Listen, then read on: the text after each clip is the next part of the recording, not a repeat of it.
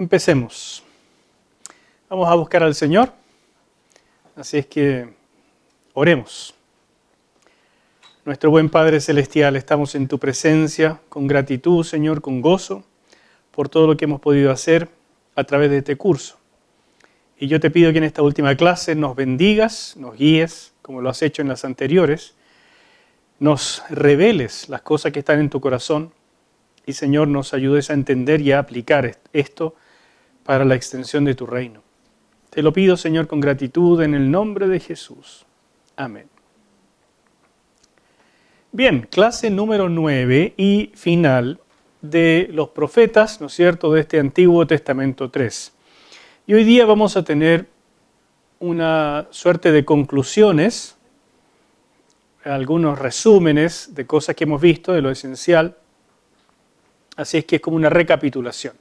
Pero dejé un tema especial también para el final, para que lo puedan ver, lo puedan apreciar y que lo podamos aplicar juntos. Definitivamente, los profetas de Israel nos enseñan cosas muy importantes para el ministerio. Hay que entender que los profetas fueron levantados por Dios porque las situaciones que se vivían no eran buenas. Entonces, la predicación de los profetas tiende a ser bastante negativa, ¿no es cierto? O sea, si las cosas no están bien, lo que van a levantar ellos son críticas. Y todo eso se nota en la manera de la predicación de los profetas. Entonces uno dice, al predicar, ¿no es cierto?, a la iglesia, al aplicar a los profetas, tenemos que ser también tan duros, tan negativos, tan llenos de palabras de juicio. Yo creo que hay que matizar eso, hay que entender el punto central de lo que ellos trataron de comunicar, usar esto como pauta acerca del conocimiento de Dios. ¿Cómo es Dios? ¿Qué es lo que Él quiere de su pueblo en todas las épocas? ¿Por qué tuvo que levantar a estos siervos? ¿Por qué ellos enfocaron lo negativo en la época en que vivieron? ¿Qué cosas positivas podemos sacar de su mensaje? Si no, nos quedaríamos con una idea bastante negativa de todo el texto de los profetas, ¿no es cierto?, tanto de los menores como de los mayores. Así que aquí hay algunos temas que seleccioné que de una u otra manera los hemos visto, pero aquí vienen todos como juntitos en resumen. El primero que quisiera destacar es esto de la sumisión. No fue fácil para los profetas su vida, definitivamente, pero en su intimidad con Dios, literalmente no pudieron decirle que no. El llamado de los profetas fue difícil. Si alguien alguna vez entre los profetas creyó que era sencillo ser profeta, bueno, cuando estaba en el ejercicio, entonces entendió que no lo era. Y creo que esa es una primera conclusión, una primera aplicación re importante para el ministerio. Cuando uno está fuera, el ministerio se ve muy romántico, pero cuando uno está dentro, ve también algunas cosas que no son tan buenas. Entonces, ¿cómo mantener el ánimo? ¿Cómo sostenerse con una visión de fe y una visión de esperanza cuando las cosas no andan como uno quisiera? Son de las primeras cosas que uno necesita aprender para que el ministerio sea de largo plazo. Si no, uno va a ser como dice el dicho, como caballo inglés, ¿no es cierto? Parte con mucha gana, pero ahí se queda. Entonces, fíjese lo que dijo el profeta Jeremías. No hemos tocado a los profetas mayores, pero en esta clase voy a usar dichos tanto de los profetas menores que ya hemos estudiado, como de los mayores. Y Jeremías, en el capítulo 20, versículos 7 al 9, dijo: «Me sedujiste, oh Jehová, y fui seducido. Más fuerte fuiste que yo, y me venciste. Cada día he sido escarnecido, cada cual se burla de mí. Porque cuántas veces hablo, doy voces, grito, violencia y destrucción, porque la palabra de Jehová me ha sido para afrenta y escarnio cada día». Mientras él predicaba, la gente se burlaba porque no venía. Recuerde que el ministerio de Jeremías fue larguísimo. No es un par de meses, son años y años predicando y la gente no lo pesca. Se burlan de él, lo encarcelaron, le pasó de todo. cómo mantener el ánimo por un ministerio de 30, 40 años. Al final se probó que él tenía la razón, que era un profeta verdadero, que Dios hablaba por él. Pero entre medio, dice en el versículo 9, y dije, no me acordaré más de él, ni hablaré más en su nombre. No obstante, había en mi corazón como un fuego ardiente metido en mis huesos. Traté de sufrirlo y no pude. Este pasaje que es tan famoso en Jeremías expresa realmente lo que es el corazón de un ministro que quiere tirar la toalla, pero sabe que el llamado viene de un Dios con el cual él tiene intimidad, al cual ha oído, sabe quién es. Y no es que Dios nos considere una máquina y que no nos permita deprimirnos, pero sí nos dice, usa mis recursos para salir adelante. Porque en el ministerio esto va a pasar más de una vez. Y este primer recurso es la sumisión. Someterse a Dios. No sabemos por qué está haciendo muchas cosas, pero le creemos. No entendemos, no nos dan ganas, nos sentimos un poco agraviados, pero nos sujetamos, nos sometemos, porque creemos en un Dios realmente bueno, soberano, pero con buenas intenciones. Fíjese que algunos profetas se atrevieron a decirle que no a Dios. ¿Se acuerda de alguno que estudiamos ya? Jonás, ¿no es cierto? ¿Y qué probó él? Un rayo le cayó en la cabeza y lo partió en dos. Probó que no se puede escapar de Dios, pero probó también la gracia del Señor, dándole otra oportunidad, restaurándolo. Y aunque fue todo vomitado, ¿no es cierto? Hasta Nínive hizo lo que tenía que hacer, tal como Dios quería. Pero comprobó con su propia vida cómo es el corazón del Señor. Yo me he dado cuenta en conferencias, cuando me invitan a predicar, en conferencias de jóvenes sobre todo, campamentos, en el MOU, ¿no es cierto? Me he dado cuenta que en general, cuando uno hace un mensaje que tiene llamado, que tiene desafío ministerial, hay muy buena respuesta.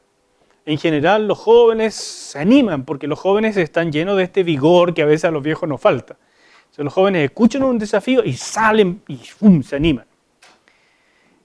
Pero yo quiero que ustedes entiendan que el ministerio es de largo aliento. No son chispazos de euforia. Y para correr una maratón no es lo mismo que para correr 100 metros.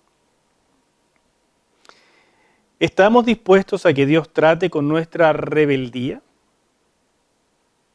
Jonás no quería, pero lo trató igual el Señor. Jeremías estuvo harto, pero finalmente le dijo, sí, Señor. ¿Reconoce siquiera la rebeldía que hay en su corazón? Yo me sorprendo que después de tantos años en esto, todavía descubro una y otra vez. Miren, no es que uno sea perfecto porque va creciendo en años, pero uno espera, no sé si a usted le pasa, aprender. Y cuando descubro que hay cosas que he aprendido, sí, pero que el corazón sigue engañoso, soberbio y rebelde, pero si uno ni siquiera lo ve, o sea, el trato de Dios para sus ministros es un trato lleno de gracia, pero al mismo tiempo es un trato purificador porque es un Dios santo que usa instrumentos que no son santos originalmente, pero que los va a santificar para poder usarlos. ¿Están dispuestos a ese trato? Yo creo que esta es la primera enseñanza de los profetas. Ellos aprendieron en su vida que tenían que someterse. Y ustedes lo tendrán que aprender. Y yo lo tengo que aprender. Un segundo tema que aprendemos de la experiencia de Jonás, por ejemplo, es esto de la entrega total. Jonás es como el arquetipo, el prototipo de esta entrega sin reservas. En su obediencia, los profetas modelaron con su propia vida lo que Dios espera de sus ministros en toda época. Y fíjese que esto incluyó de todo. Incluyó la familia, por ejemplo, como en el caso ¿de quién? De Oseas. Incluyó el trabajo, ¿como en qué caso? ¿Quién se dedicaba a sacar higos? Amós. Él tenía su mini empresa, ¿no es cierto? Su pyme. Y Dios le dijo, no quiero, pero Señor, no te vas a predicar. Ok, Señor, ¿a qué pueblo voy a predicar? No, a los reyes. Y contra el sacerdote Amasías, además, ahí en el principal santuario de Samaria. No, Señor. Dios usó las vidas de estos hombres. La mayoría la pagaron con sus propias vidas. Tal vez ustedes recuerdan que hay un relato que dice que Zacarías, el profeta, fue aserrado. Lo partieron en dos con una sierra. Juan el Bautista terminó sin cabeza. Amós tuvo que enfrentar la tremenda presión del sacerdote Amasías. No se nos dice cómo terminó Amós, ojalá con vida. Jeremías estuvo en la cárcel la mayor parte de su ministerio. Daniel en el foso de los leones. Puede haber tenido mucha fe el hombre, pero mientras lo tiraban al foso de los leones, tenía que ver qué iba a pasar. Entonces, Dios usó sus vidas como ejemplo. En el caso de Oseas, su familia, su corazón, su amor. En el caso de Jonás, todo. En el caso de Amós, el trabajo, la obediencia, todo. Y ahí nos levanta una tremenda pregunta para nosotros que queremos ser ministros. ¿Nosotros estamos dispuestos a que Dios también trate con cualquier cosa de nuestra vida? ¿O le tenemos reservas? Señor, mira, trata toda esta parte, todo esto te entrego, pero esto no, esto es mío. Aquí por favor no te metas. Esto lo manejo yo. Mire, no trato de infundirle temor de lo que es un llamado de Dios.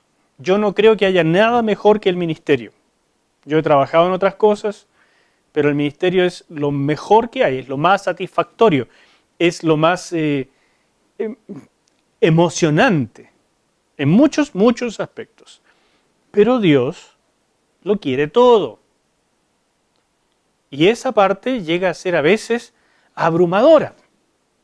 Porque uno en ningún trabajo uno lo da todo. En el trabajo uno da hasta donde quiere, ¿no es cierto? Pero en el ministerio no. Y si uno anda regulando, entonces Dios le va a pedir cuentas, no queda otra. Fíjese que yo recuerdo cuando escribí el libro Claves para una vida abundante, que usamos acá para la preparación doctrinal, digamos, de la iglesia. En el capítulo que hablo sobre Dios, se llama Teología Propia, siempre en todos los capítulos de ese libro hay una parte teórica, que es la parte doctrinal, y después hay una parte que es aplicativa. Y en ese capítulo en particular lo que desarrollé es Dios es bueno. Porque el ministro tiene que saber que Dios es bueno y que siempre tiene buenas intenciones.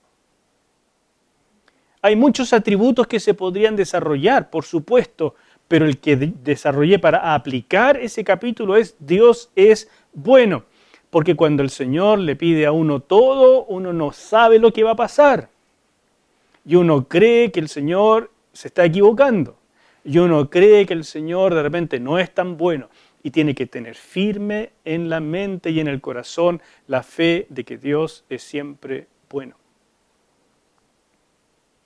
Son consejos que salen de los profetas y son consejos de la experiencia del ministerio.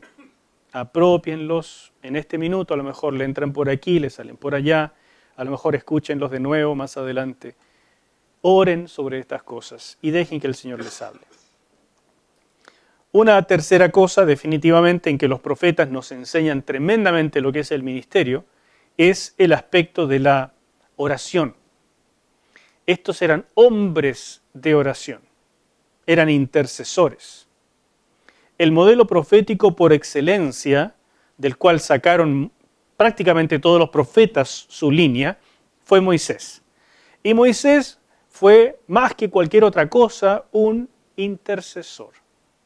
Cuando el pueblo pecó en el desierto, en el capítulo 32 de Éxodo, si no hubiera sido por la intercesión de Moisés, no habría habido el Israel que nosotros conocemos hoy. Israel ni supo la cantidad de tiempo que Moisés pasó en oración. Nunca nadie se lo va a agradecer al intercesor. Pero eso es vital en el trabajo ministerial. Si uno no aprende a tener una vida de oración, el ministerio no se aguanta. Porque el ministerio desgasta mucho emocionalmente. Por más entretenido que sea, por más, emocionante, y de verdad que las tiene de todas, pero es tanto el desgaste emocional de estar con problemas ajenos y atendiendo, y cuando uno ya cree que soluciona una cosa, sale otra, y de pronto cosas que no son agradables, incluso hasta traiciones y cosas así. Entonces el corazón aguanta una cierta cantidad, pero de pronto empieza a secarse. Y la única manera de mantenerlo fresco es estar con Él, es estar con el Señor. Entonces hay que desarrollar una vida de oración. Algunos son mejores que otros para orar, ¿no es cierto? Yo creo que nadie va a hacer 3, 5 horas al día orando, eso es muy escaso. Pero todos tenemos que aprender a vivir en la presencia del Señor. Tener tiempos de oración, ser disciplinado con eso, poder enseñárselo a otro, porque ahí se significa que uno ya está listo, y aprender a vivir en todo tiempo, saber que uno nunca está fuera de la presencia, que camina por la calle y uno está con el Señor y conversando auténticamente, esperar, sorprenderse de que Dios habla de medios maravillosos, con medios maravillosos, ¿sí? Y entonces uno vive en la presencia, aprender a trabajar en cualquier otra cosa, pero estar en la presencia, no salir de ahí. Verdaderamente ser esto que ya hemos hablado tantas veces, de ser reyes y sacerdotes. En el pacto mosaico, Dios se lo dijo a Moisés en Éxodo 19, 5 y 6. Esa era la meta para Israel. Y en el pacto nuevo, Dios se lo reveló al apóstol Pedro en 1 de Pedro capítulo 2, versículo 9. Somos linaje escogido, ¿no es cierto? Nación santa, pueblo adquirido por Dios. Somos reyes y somos sacerdotes. Reyes habla de representantes. Porque no somos reyes para nosotros mismos, somos reyes debajo del gran rey. ¿Se fija? Por eso somos representantes, en ese sentido somos reyes. Y somos sacerdotes porque somos intercesores, intermediarios también si usted quiere. Estamos en medio entre la gente y Dios. Y si no podemos cumplir estos dos papeles, ¿qué enseñamos en el ministerio? Si nuestra vida no puede modelar estas dos cosas, ¿qué estamos en el fondo enseñando? Usted puede ver esto, lo hemos visto varias veces, pero por ejemplo, Amós capítulo 7, versículos 1 al 6, cuando Dios le iba mostrando lo que venía, y Amós decía, no, Señor, esto no, y Dios lo impedía. ¿Lo recuerdan? Ustedes los van a ver esto en muchos profetas. Daniel en el capítulo 6, en el capítulo 9, se le ve al profeta Daniel, fundamentalmente como un hombre de oración, pidiendo. Y si él no lo hubiera dejado escrito, nadie jamás sabría cuánto tiempo ese hombre oró. Habacuc, todo el libro de Habacuc es una conversación con Dios, es intercesión por su pueblo, porque ve lo que está pasando, le inquieta y se dirige al Señor. Y pide por su pueblo, pide en contra, pide a favor, pide muchas cosas. Es una oración, todo el libro de Habacuc es una pura oración.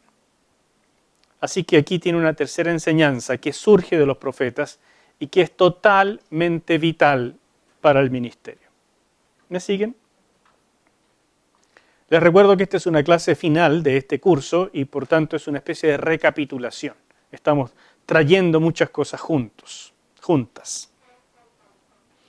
Una cuarta cosa es esto de la obediencia absoluta. En muchas partes de la Biblia uno ve que Dios pide de sus siervos, de sus hijos, que sean obedientes. Pero en cuanto a los profetas que modelaban con su vida el ideal del hombre de Dios, entonces le pedía obediencia irrestricta, obediencia absoluta. Por ejemplo, tal vez ustedes recuerdan aquel profeta que lo vimos en las primeras clases, que incluso es anónimo y que Dios lo mandó a predicar contra el altar donde estaba sacrificando Jeroboam I. Y este profeta tenía una instrucción muy clara. Tenía que ir a hacer su trabajo y devolverse sin que nadie impidiera su paso. No podía quedarse con nadie, no podía comer en casa de nadie, no podía aceptar ninguna cosa. Y entonces vino otro profeta y le dijo, mentirosamente, Dios me ha dicho que poses conmigo, que yo te alimente. Y entonces, como venía de un colega, este profeta aceptó.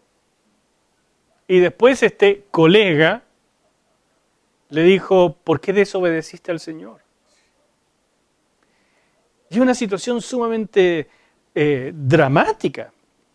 Permítame leerle un versículo, si ustedes lo quieren anotar. No lo tengo aquí proyectado, pero mírenlo. En 1 Reyes capítulo 13, donde ocurre este evento, en los primeros 26 versículos, pero el versículo 26 dice así. Alguien le dijo, ¿no es cierto?, al profeta mayor, el profeta viejo, el profeta que fue mentiroso en este caso, le dijo que, en efecto, el profeta joven que había estado con él y que se había ido, un león lo mató. Y entonces le dijeron, está tirado en el camino. Y dice, oyéndolo el profeta que le había hecho volver del camino, dijo, el varón de Dios es, que fue rebelde al mandato de Jehová. Pero si él lo engañó. Fue rebelde al mandato de Jehová. Por tanto, Jehová le ha entregado al león, que le ha quebrantado y matado, conforme a la palabra de Jehová que él dijo. ¿Qué tan puntillosos tenemos que ser con lo que Dios nos dice? Necesitamos mirar este tipo de pasajes, no pensar necesariamente que son pautas absolutas, así como no es una pauta absoluta que cada vez que alguien hace un pecado, como el caso de Acán, Dios va a permitir una terrible derrota para todo el pueblo. Como no es una cosa absoluta, una pauta, una norma, que cuando uno miente, como el caso de Ananías y Zafira, en Hechos capítulo 5, Dios lo va a hacer morir instantáneamente. No podemos sacar pautas generales. Pero aquí hay un principio, y es el principio de lo que Dios espera de aquellos que usan su nombre. Dios espera que si nos da una instrucción, realmente la sigamos hasta el final y no busquemos atajos. Y les traigo otro pasaje. En misma 1 de Reyes, capítulo 20, versículos 35 al 36, ocurrió esto. Entonces un varón de los hijos de los profetas dijo a su compañero, por palabra de Dios, hiéreme ahora. Mire qué loco lo que le dice, hiéreme ahora. Mas el otro no quiso herirle. Si no tengo nada contra ti, ¿por qué te voy a dar? No. Él le dijo, por cuanto no has obedecido a la palabra de Jehová, he aquí que cuando te apartes de mí, te herirá un león. Y cuando se apartó de él, le encontró un león y le mató. son pasajes que uno dice, ojalá no estuvieran en la Escritura, porque es hasta como... Pero el primero, en 1 Reyes 13, creo que nos está dando un principio. Dios espera que si nos ha dado una instrucción, realmente la sigamos hasta el final. Y en 1 Reyes 20, yo creo que hay un principio similar, pero un poco al revés. Cuando Dios habla a través de un siervo del Señor, y nosotros sabemos que verdaderamente es palabra de Dios, pongámoslo por obra. Porque Dios nos pide cuentas por escoger soberbiamente, decidir cuándo obedezco a Dios y cuándo no. Asegúrense, por supuesto, siempre de que la palabra sea del Señor. Pero cuando ustedes sienten, saben, esta palabra es bíblica, esta palabra viene de Dios, esta palabra me hace sentido, esta palabra me llega al corazón, no le digan, tal vez la obedezca.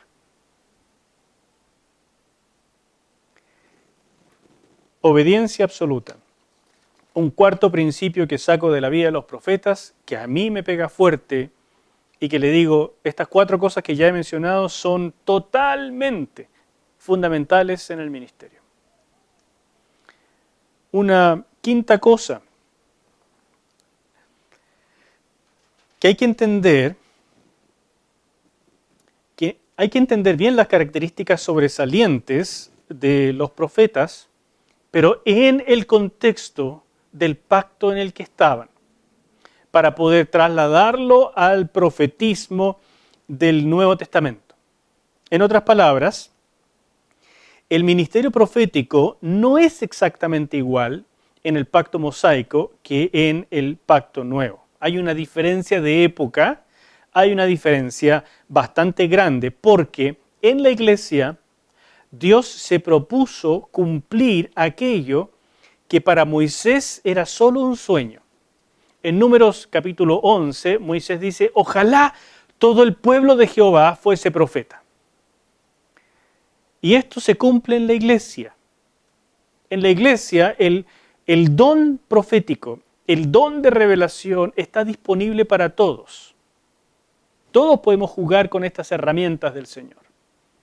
Pero eso nos hace a todos responsables. No puedo profundizar mucho en el profetismo del Nuevo Testamento porque no es el objetivo de este curso. Este curso es para sentar bases a través de lo que Dios ya está revelado sobre el profetismo del Antiguo Testamento. Y creo sinceramente que si uno no lo tiene claro y no puede situar a los profetas antiguos en el pacto mosaico, va a ser una tremenda escoba cuando lo intente hacer sin entendimiento en el pacto nuevo. Por eso les pedí que leyeran un libro en particular, el de Mike Bickle, que es parte de las obligaciones de este curso, para poder entender una visión algo diferente acerca del profetismo del Nuevo Testamento. Pero les digo que definitivamente el del Antiguo Testamento es la base. Y tienen que revisar las primeras clases donde hablamos del profetismo antiguo, para tener claro, porque una iglesia sin los dones del Espíritu Santo no puede avanzar. Los dones fueron dados para el avance del reino de Dios. Entonces, si ustedes quitan los dones o quitan selectivamente algunos, lo que se les ocurre, entonces quitan el apoyo del Espíritu Santo. Pero administrar los dones en la época actual, que es el profetismo, por ejemplo, del Nuevo Testamento, requiere entender primero el antiguo y hacer este cambio de época. Y si no lo hacen, el problema es que van a confundir tremendamente a la gente. Piensen siempre en una visita que está llegando a la iglesia por primera vez. Si ustedes no hacen ninguna diferencia entre el pacto mosaico y el pacto nuevo, la gente va a pensar que todo lo que pasaba en el Antiguo Testamento pasa hoy. O van a sacar selectivamente lo que no les conviene, lo que no les gusta. Ninguna de las dos cosas funciona. Ustedes tienen que poder ser claros con una visita, poder predicar de tal manera que aunque la persona llegue por primera vez, la predicación está llena de consuelo, llena de esperanza, llena de desafío, de exhortación, de edificación. Y si hay palabra profética, tienen que saber administrar esto en el ambiente de la iglesia. Tienen que saber la diferencia de hoy con respecto a Deuteronomio 13 y Deuteronomio 18. Pero al mismo tiempo tienen que lograr que los dones funcionen. A lo mejor no hay profetas en todas las iglesias, no lo sé.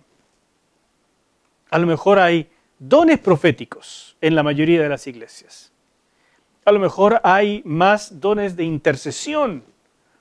Pero tenemos que poder estar atentos, escuchar, guardar en el corazón, anotar las revelaciones que hay y empezar a buscar más, porque les digo, una iglesia sin dones del Espíritu Santo no puede avanzar. Avanza por la fuerza humana, con nuestro ingenio, nuestra organización, nuestras habilidades, pero eso es muy limitado, pues. ¿Cómo quieren ustedes su iglesia? ¿La quieren humana o sobrenatural? Todos me van a decir sobrenatural. Bueno, ¿y qué están haciendo para que sea sobrenatural? ¿O depende solamente del pastor eso? ¿Cuál es la parte de cada uno?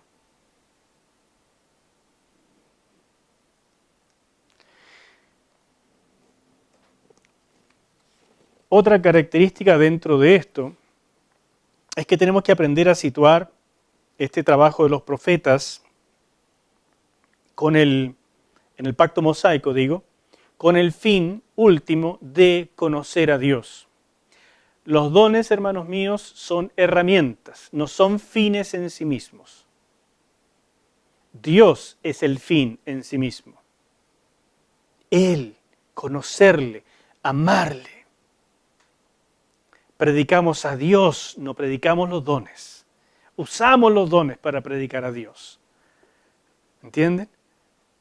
Entonces el pacto mosaico tenía sus características. Y tenemos que aprender a predicar el pacto mosaico en el pacto mosaico, porque allí brilla Dios. Si predicamos el pacto mosaico insertándole el pacto nuevo, oscurecemos a Dios. Confundimos. ¿Me cachan? Por eso yo quiero, a nivel de incentivo, que no pasen por alto lo que ya aprendimos en Antiguo Testamento 2, cuyo objetivo central de ese curso es tratar de entender este ambiente del pacto mosaico. Que revisen con cuidado, con calma, el curso de Deuteronomio, que pretende enmarcar ¿qué es el pacto mosaico? ¿Por qué funcionaba de esa manera este pacto tipo soberano vasallo? Y que aprovechen este nuevo texto que salió hace poquito del Levítico, este trabajo que les va a ayudar a entender qué es la función de la adoración, del trabajo sacerdotal dentro del pacto mosaico. Porque estas son las bases. Si no tenemos estas bases, el pacto nuevo es realmente, ¿qué le puedo decir? Llega a ser un juguete en las iglesias hoy. Porque no han perdido de vista muchas personas que el pacto nuevo tiene raíces en el judaísmo. Entonces creen que casi es una invención de la iglesia. Y no entienden que la iglesia nació en el judaísmo, nació judía. Entonces la iglesia entendía lo que era vivir en el pacto mosaico y tuvo que aprender a cambiar de época. Y nosotros en el siglo XXI, ya metidos en la época de la iglesia, tenemos la sensación de que lo anterior nunca existió. Y entonces no aprendemos los principios completamente, sino que solamente los bordes. Y así es como se deforman doctrinas terribles, como por ejemplo la maravillosa doctrina de la prosperidad, y que termina en lo que tenemos hoy. El uso de los dones en una verdadera fiesta, a veces una loquera. El significado de la presencia de Dios en el Espíritu Santo. El hecho de tener el Mesías y que haya sido el sacrificio final, total, perfecto. El hecho de no tener que traer sacrificios, sino que el sacrificio final sea el sacrificio de alabanza. Entender lo que eso significa es entender estas raíces y la conexión entre el pacto mosaico y el nuevo. Puede demorarles años en estudiarlo y entenderlo. Vale la pena. Porque si van a ser ministros, ustedes tienen que poderle hablar a la persona que llega por primera vez a la iglesia y no confundirlo. Y al mismo tiempo desafiarle a que vaya por más. La iglesia no es un centro de conocimiento, es un centro de experimentar a Dios.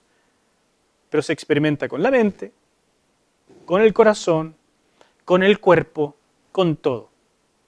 No deje la mente afuera tampoco. ¿Soy claro con todo esto?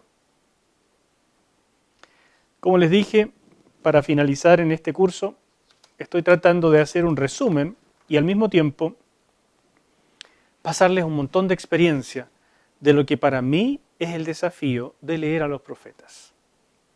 Última lámina antes de irnos a un cafecito. Y este es el último tema que trabajamos en el curso y este es nuevo. El tema de la denuncia de la adoración hipócrita. Como les prometí, para esta última clase traje un tema que no habíamos tratado, solamente lo mencioné un par de veces a la rápida, pero ahora quiero profundizarlo un poquitito más. Porque hay una tremenda aplicación de la denuncia de los profetas sobre la adoración que ellos llamaron hipócrita y lo que pasa en la iglesia. Les recuerdo lo que dije al principio de esta clase. Los profetas tendieron a enfatizar lo negativo porque ellos vivían en una época donde las cosas estaban muy hacia abajo y Dios los levantaba a ellos para exhortar a veces fuertemente. Obviamente no es todo lo que se puede decir y hay mucho que destacar positivo en lo que pasa hoy en la iglesia. En la iglesia pasan cosas hermosas y no tan hermosas. En la iglesia están pasando cosas lindas en muchas partes del mundo y hay cosas que no están pasando y que deberían pasar. Así es que, por favor, no malentiendan lo que trato de decir ahora. Es un aspecto, pero es un aspecto potente que definitivamente tenemos que tomar en cuenta. La adoración en Israel era el fruto de una relación. Eso es lo que Dios esperaba. De una relación donde ellos sabían que estaban en pacto y ese pacto estaba vigente. O sea, cuando uno va a adorar desde la perspectiva del pacto mosaico, y en realidad es idéntico a lo del pacto nuevo, cuando uno va a adorar a Dios, adora a Dios por quién es Dios, pero también adora a Dios por estar en pacto con Él. Porque ese es un privilegio incalculable. No todo el mundo está en pacto con Dios. ¿Entiende?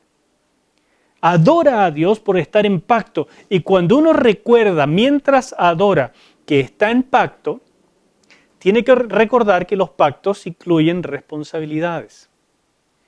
Y entonces cuando uno adora, recuerda las responsabilidades para que la adoración no sea hipócrita.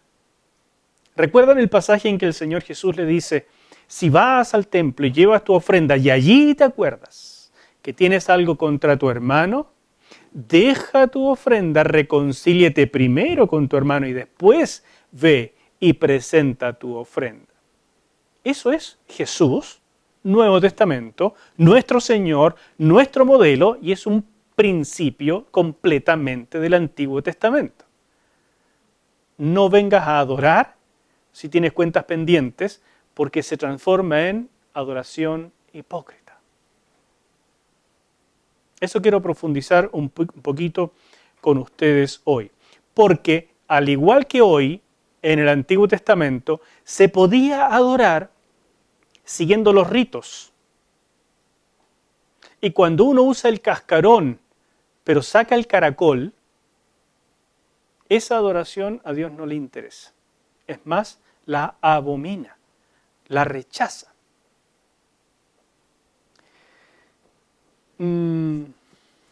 ¿Es posible que esto nos pase también en la iglesia? Aquí. Que lleguemos a presentarnos delante del Señor con manos alzadas, de voz en cuello, y Dios considere, esto no lo voy a aceptar. ¿Suena bonito? litúrgicamente aceptable, musicalmente bien hecho. Se han congregado para eso, pero yo miro sus corazones y es hipócrita. Vamos a ver esto después del café. Salgamos un momento.